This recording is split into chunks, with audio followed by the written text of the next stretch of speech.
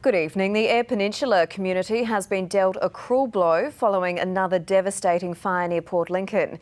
The intense blaze continues to burn tonight as more than 100 firefighters try to keep it at bay. Virginia Langerberg joins us now live. Virginia, what's the latest?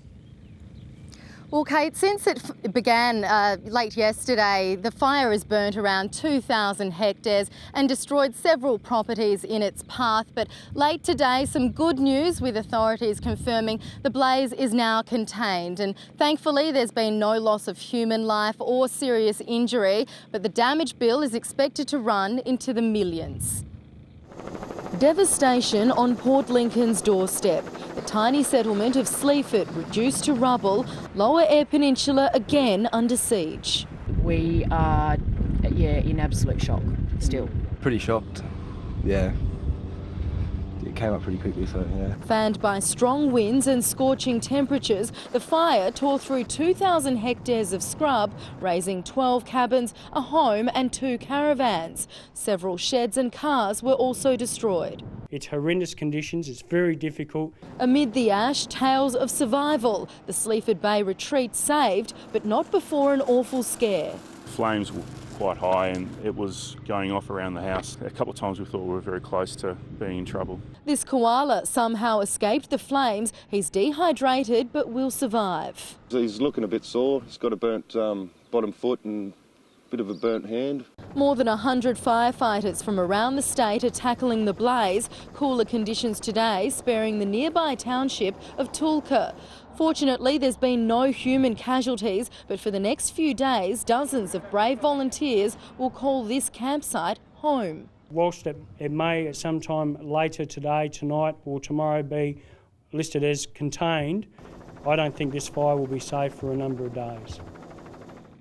Now, the cause of the fire is yet to be determined, but whatever the trigger, it's just another heartbreaking setback for a community that's already suffered so much. It's brought back scars of the inferno that ravaged Tulka a decade ago and now has firefighters warning that this summer could be disastrous.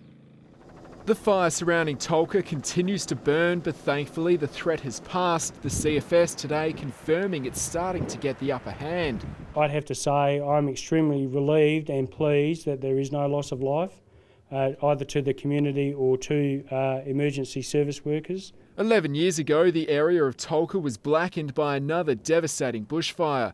On that occasion, the township was gutted. This time, residents escaped unharmed. In the past 48 hours, there's been 65 fires across the state. The CFS says that should serve as a timely reminder that everyone should have a bushfire action plan. Very quick wake-up call for a lot of people. Summer has come with a vengeance. It's not even summer yet, and already our CFS volunteers have been pushed to the edge. More than 5% of the state's personnel are fighting the Tulka fire using 10% of the resources. Support has been offered from across the border, but so far the CFS has managed to cope.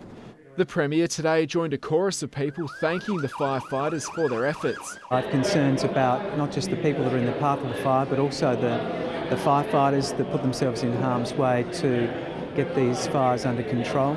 Jack Burketta, 9 News. So, Kate, firefighters expect to remain here for a number of days and they'll closely monitor the situation tonight, but residents have now been allowed to return to their homes. Back to you. Thanks, Virginia. Virginia Langerberg there.